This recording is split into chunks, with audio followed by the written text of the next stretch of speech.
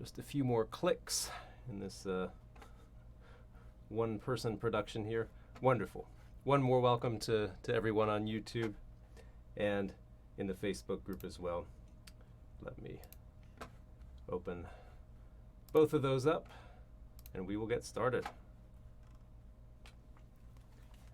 Great to see so many of you here day after day.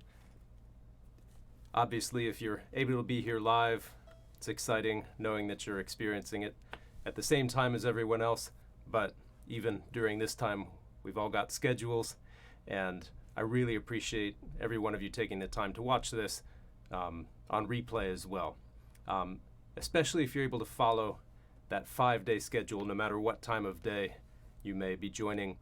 That's really in the spirit of these trials, this challenge, learning this Violympic theme, and you know, of course, while it's not required for anybody to post any practice videos or anything like that, I have to tell you, I'm always delighted to see any videos you do post. It's amazing for me to see all of you working on the same piece that, you know, that I just wrote. I mean, I really finished it up the week before the trials.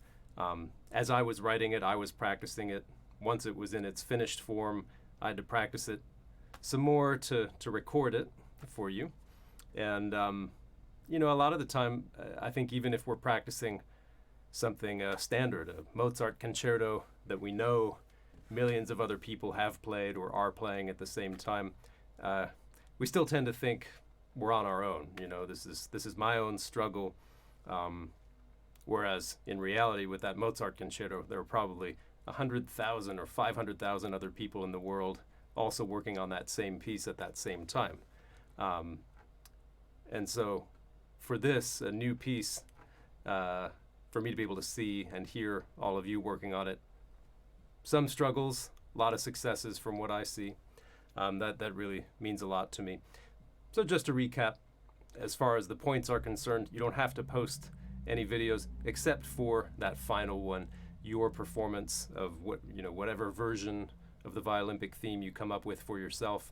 That's the one that's required for points, and it puts a cap on the end of this project, and that's why I really want you to make that video and upload it, whether or not you make it public, whether or not you share it with anyone. In the meantime, all of those social posts and shares with the hashtag Violympics, those will score you points. Those could include videos if you like, but that's really just up to you. I like video, as you know. Great, we've got we're chock full of techniques today. That's going to leave days 4 and 5 mostly for strategy. How do we put all these together and come up with a version to perform? Because I want each of you to know by the end of tomorrow, not today, not day 3, but by the end of day 4, I want you to have decided for sure if you're going to play the exact version that I sent out, if you're going to make some modifications because there are a few too many new techniques for you, and I'm going to help you tomorrow to know how to decide that. So that's what days 4 and 5 are going to be about, the strategy. Today, I call it more techniques and more assignments. We're going to start getting into more how to practice as well. It's all going to come from our ears and our bodies, right? Those can tell us everything we need to know. I'll just be here to help nudge you in the right direction. The first assignment that you'll see in day 3 and the first concept to talk about, I call it fingers a step ahead. And all that means is that anybody who can successfully play quickly and accurately on the violin or any instrument, their fingers, or whatever they're using to make the sounds, are never static, right? When you're playing the violin, the fingers should always be going to the next move. They're en route to the next move. And I call it a step ahead because just think of yourself walking. You know, you don't take one step and stop, and then the next step quickly, and then the next step. walking right is it's a controlled form of falling, if you will, right? So as you're taking one step, the next step is already prepared. Kids learn to walk without being told, and that's why we should emulate that with our fingers. So if I'm playing a scale, and I'm practicing it slowly like that, that's not going to translate really well to quick playing. Instead, I need my next finger to start finding its place. That's easier, by the way, if I've got a nice hand frame, because then my finger's automatically going to be right over the next note.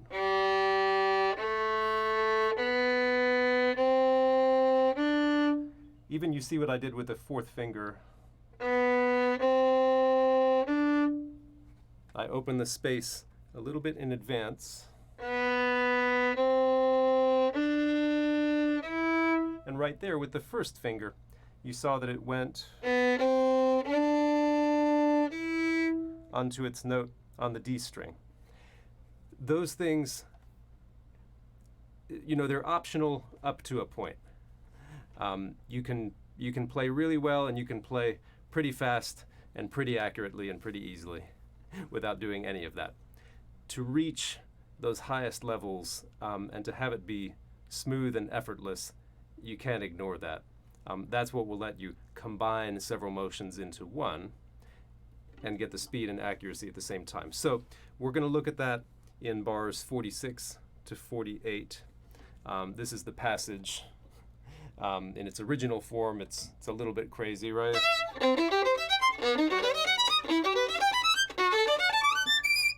That one. And you can feel free to modify it. The same concepts will apply, though. So I'll be playing from the original version. Don't worry if that's not what you're doing. So in your assignment, I ask you to play them slowly enough that you can feel your fingers moving in advance. So as soon as you play that first note, we're in third position, remember? So that E, I want you to feel your one moving over to find its note. Don't worry if it doesn't stick all the way down and totally cover the note. That might be slightly awkward for the hand, but feel it moving over, maybe touching the G string there. As you play the first finger, then feel your 3 moving toward its note. Now, while the 3 is down, move that 1 over for the next note. Feel the 4 moving, etc. So it's fingers on the same string getting into position, which again, you shouldn't have that much of that to do if your hand frame is behaving. If your hand frame's all out of whack, now look, my 4 is nowhere near the action. I would have to make a big move to get it into position. You can guess how well that would work if things get really fast. So ideally, I don't have to do that much to get the 4 into position, but I do what I need.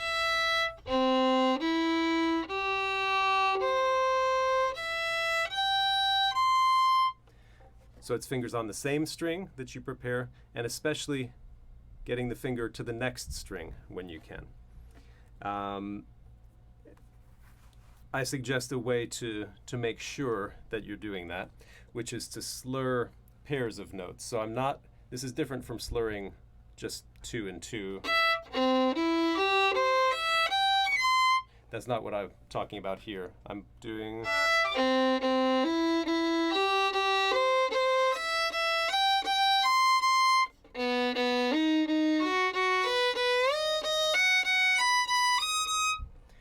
And when you bow in that way, it ensures that you're preparing that next note. And you really can get the benefit if you move the tempo up. I don't want you to move it up so far that it becomes sloppy, but...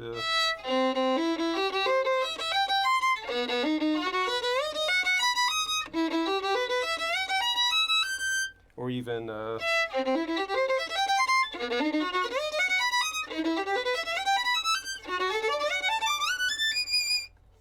The faster that you can do that, the likelier it is, besides that top note that was sharp, the likelier it is that you'll be able to play this fast and in tune, because that's exactly how your fingers should be moving even when you play it normally. So when I play like that with the slurs, you can see how far in advance the fingers move. I want my fingers basically to be doing that even on the same string. Of course, I can't put them down early.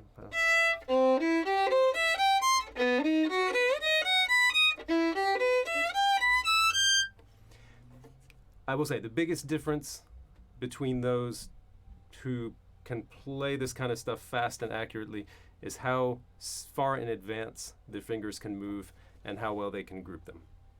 So I ask you to do that fashion of slurring, and then also to do it up bow, starting up bow.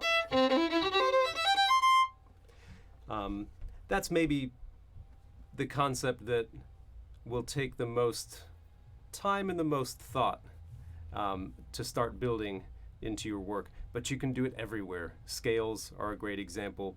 And there's just hardly a passage on the violin that won't benefit from thinking in that way and practicing in that way. Now, next, the shift timing. Again, we're looking at these same bars, 46 to 48.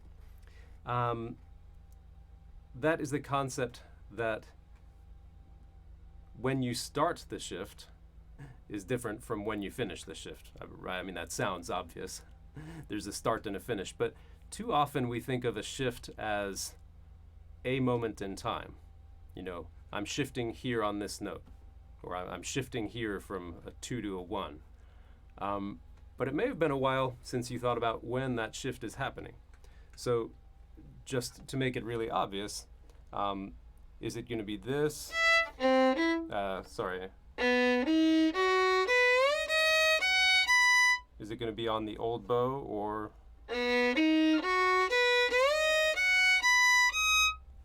and maybe you don't like the sound of either of those.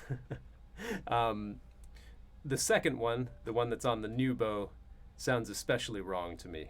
Yeah. At least the other one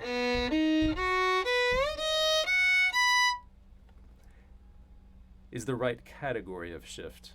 Yeah, because eventually I really don't want anybody to hear that particular shift at all.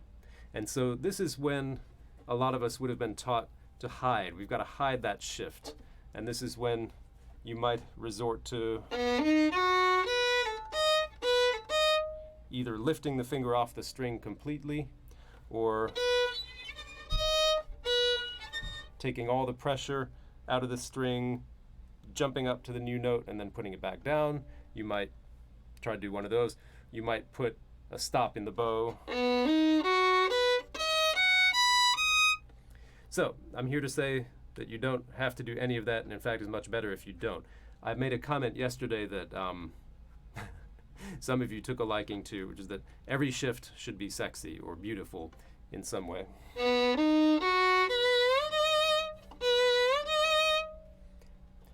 Maybe only violinists would find something like that sexy, but the point is that there's a connection between the finger and the string. I want you to keep that. I don't want you to lose that. And in tempo, of course, we're not going to be vibrating. I do want you to time these shifts on the old bow. Now, this is as opposed to the expressive shifts that we talked about yesterday in the Sul G section, or Sul C for the violists. So I want you to time these on the old bow. And I want you to start in your assignment. I say set a slow metronome for this passage. And I say metronome so that you can practice arriving on time. So if I reach now for my metronome app.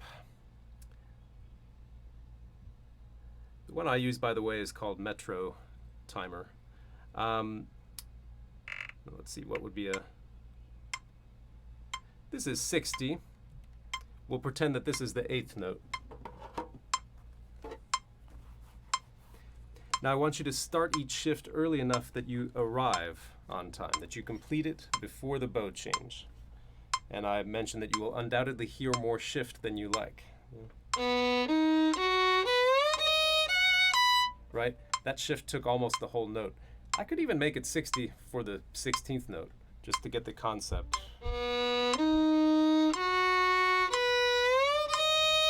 Yeah.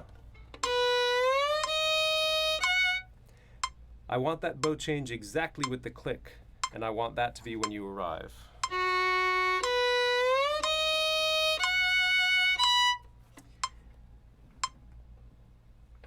Then I ask you to repeat, each time making the shift a little bit later and faster, but always completing it before the bow change. And I encourage you to accept an early shift rather than one that doesn't make it. So that one's much later and faster, right? But it was on time. So what would be hiding the shift? It would basically be doing it so late and so fast that it happens almost in the bow change.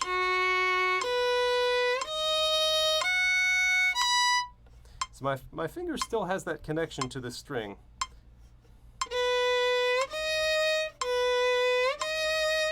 But every bit of that shift takes place technically on the old bow, the up bow. It's all finished by the time we get to down.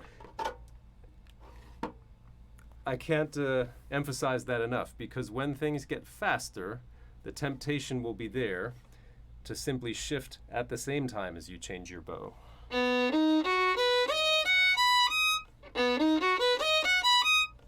Doesn't sound terrible.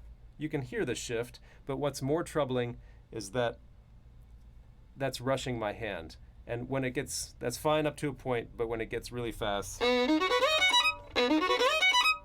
it's the hand, there simply won't be enough time, and it's going to mess up the rhythm of the bow. So if you slowed that down, you would see that the shift happens before the bow change. That one as well.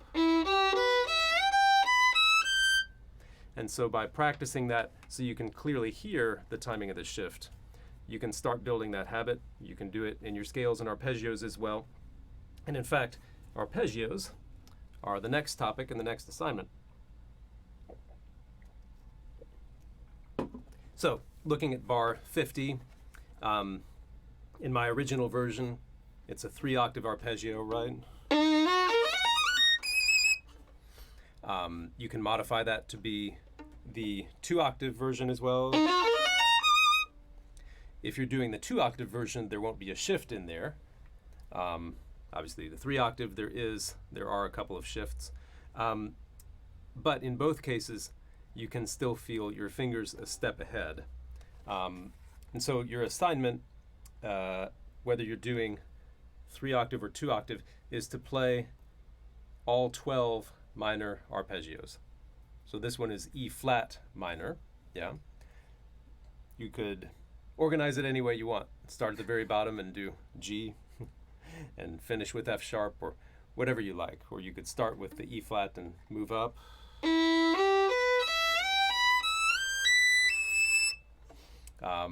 In any case, just to cover all 12. And I want you to feel your fingers a step ahead. That's crucial for arpeggios. So here in this E flat one, 2 moves over early, 1 moves over, 2. Now here at the very top, if you're doing the 3-octave version, that's a critical moment, because here's what I see all too often. Got to make a big change for that last note. And the problem is that that works when it's slow. I can even make it sound good. Nothing wrong with that, right?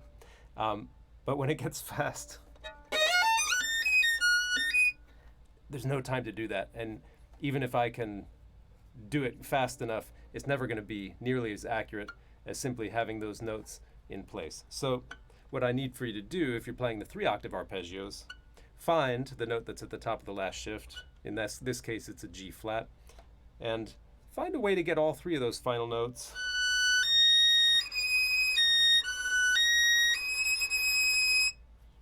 in one hand and arm position. Especially on the violin, that shouldn't be too big of an ask.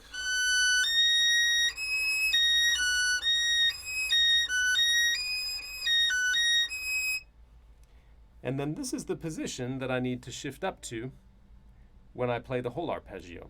The problem is that a lot of people will shift. Now watch, I'm going to leave my 1 exactly where it is on that G flat. A lot of people will shift up to this position for the G flat. And that's why they then have to make a big move up to the 4. If I shift up this way, now they're all lined up. So I do it slowly, shifting up like this. And so that's another aspect of fingers a step ahead, right? To get those last 3 notes in one position. If you're used to playing arpeggios, whether it's 2 octaves or 3 octaves, and you know it's no big deal to that pattern is no big deal for you, then go for speed. You know, see if you can use this fingers a step ahead business to help you build up some speed and fluency. My fingers could have been a step further ahead there.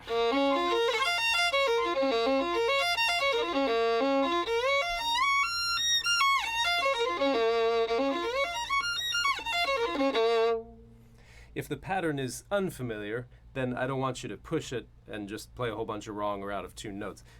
In that case, focus more on the step ahead aspect, because that's really what's going to build great habits for the long term. The arm also moves a step ahead. That's a little more familiar to most of us, but yeah.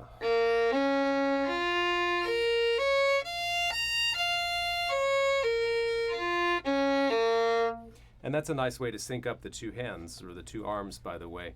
Just as the fingers should move in advance to the next string, so should the arm back up and back down. Let's look at the double stop passage. And, you know, as I said, end of day tomorrow is when I want you to have decided for sure which version of this you're going to do, whether it's going to include some double stops or none, you know, which version of the arpeggio you do, etc. So even if you're not currently playing many or any double stops, take a look at them. You may find that it's not so bad as you think once you get some fingerings in there and once you feel how the bow needs to react. So we're going to look at the passage from B, rehearsal B to C. We're going to play it slowly, and every time I play a double stop, I'm going to evaluate it. And here's where the difference is going to come in. And I want to pull these up that I play exactly the right notes. What usually happens, for those of you who have worked on double stops before, I'm going to play that note at B, for example.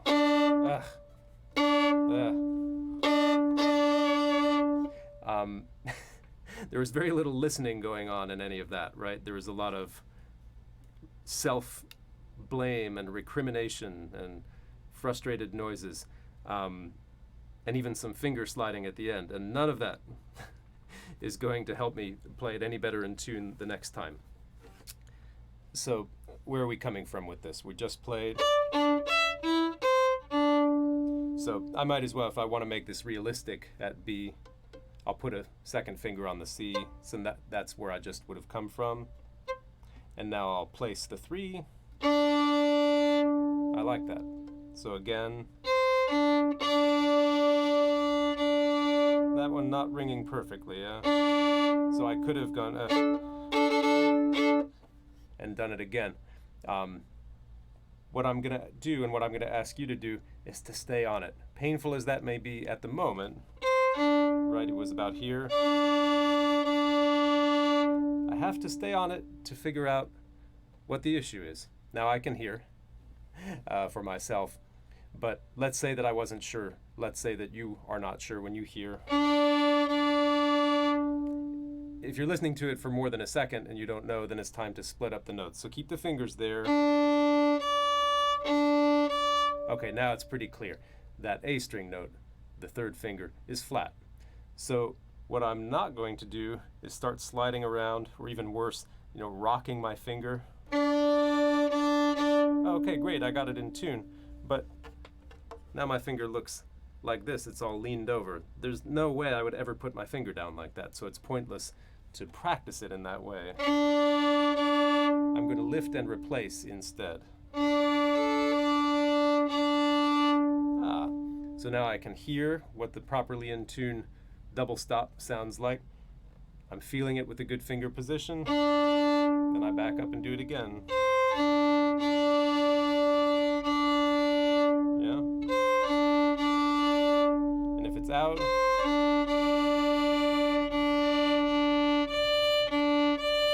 okay, yeah, that A string note is sharp.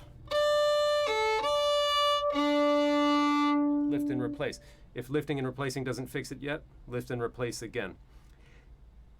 You go slower this way in the beginning, and it will seem like it's taking forever, and you won't like sitting on out of tune notes, but it's the only way. You know, think of yourself as a detective, an investigator, you know, trying to solve a crime. Here the crime, I guess, is playing out of tune, double stops, but you know, you don't need that many pieces of information to solve the crime. They're all right there in front of you for you to see and hear. But if you don't even try to uncover the pieces of information you have, then you'll never be able to solve it, much less make any long-term progress. So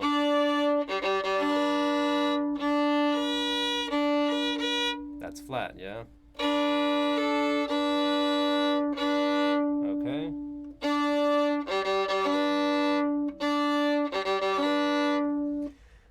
As far as how many times to go back once you've solved a problem temporarily anyway, how many times to go back? My rule of thumb is as many as your brain, your mental energy will allow. If your mind wanders, and I say this to my Virtuoso Master Course folks all the time, if your mind wanders, it's either because you're asking yourself to do something that's too difficult. Well, let me start with too easy.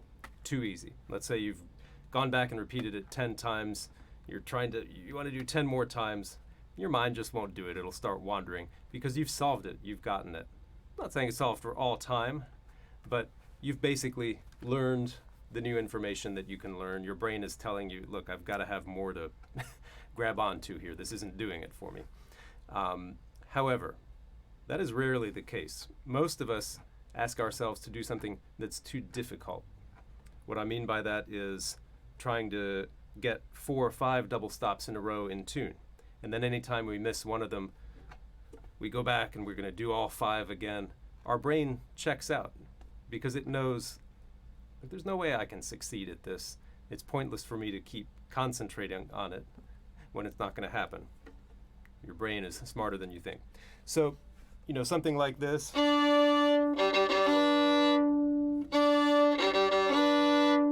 enjoy feeling and hearing an in-tune double stop.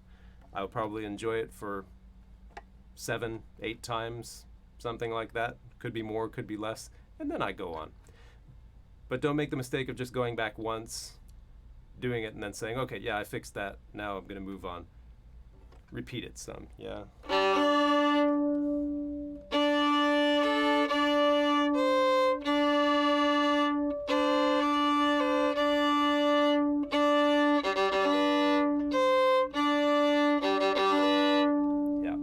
That's going to go for all these double stops. And, you know, as I say, even if you're not yet familiar with double stops, this is such a great ear training exercise. So I really encourage you to at least practice some of them, even if in the end you're going to play some single notes. Finger and arm prep. We touched on this already in the arpeggio section. I repeat this here because finger and arm prep is so important for playing double stops. Moving over the G string, getting the 1 set, getting ready for the shift, getting 3 in 1 set, getting 1 set, getting 1 and 2 set, 2,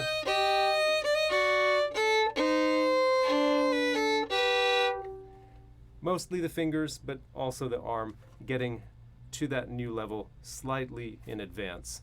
And if you can build that in while you're working on the intonation, then the tempo, the fluency is not going to be a problem. This is the big mistake people make when they're working on a passage like this, for example, in solo Bach. They get it very carefully.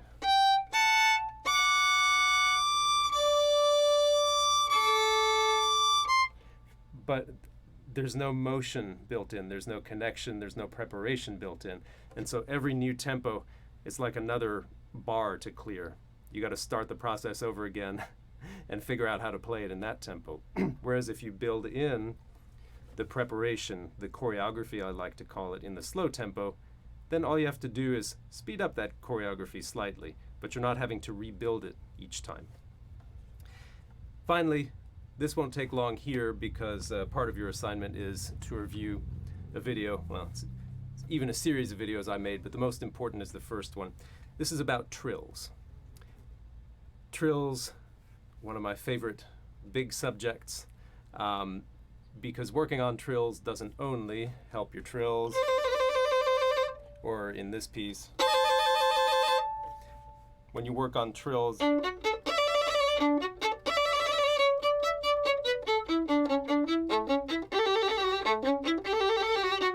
those were all fourth finger trills. How many times in a piece will I choose to trill on a fourth finger?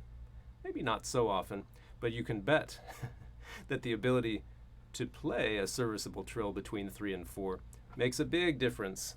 If I'm playing passage work here, that 4 becomes a lot more functional. So by working on trills, how to get repeated notes light, fast, accurate, even, you help absolutely everything about your left hand. And if you haven't tried it, if you haven't worked on trills in a while, if you haven't worked on it the way that I do, I really encourage you to do it. In fact, it's one of your assignments. I made 3 videos on YouTube about trills. The first one, I believe the actual title is Master Trills with All Finger Combinations. I sometimes refer to it as Trill Preparation. But anyway, you'll see it's clearly marked 1 out of 3. Video 2 out of 3 is Trill Drill. And that's actually your assignment, is to go through the Trill Drill with at least 1 starting note and a starting key. So if you watch the video, you'll see what I mean by that. I even link to a worksheet that you can print out to kind of see. I like cutting stuff out, putting them in bowls or hats, and drawing things out of a hat. It's a fun way to randomize some stuff. So I want you to go through a Trill Drill with 1 starting note and 1 starting key. And that's your trill assignment.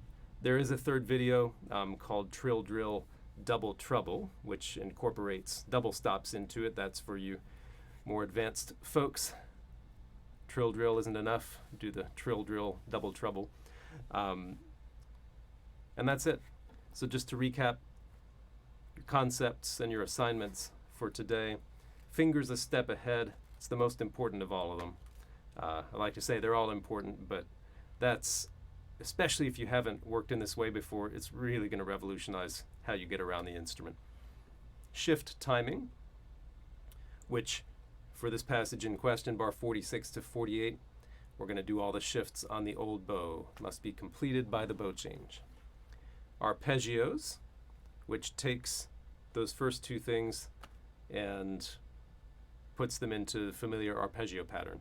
Fingers a step ahead, shift timing. Assignments to work on that in arpeggios.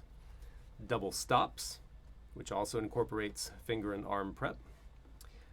And then finally, trills, to do the trill drill. And yeah, that's it. Can't believe it's already day 3. Again, I love seeing what you're posting in the group. I love seeing what you're sharing on. Most of what I use, I'm on Facebook, I'm on Instagram.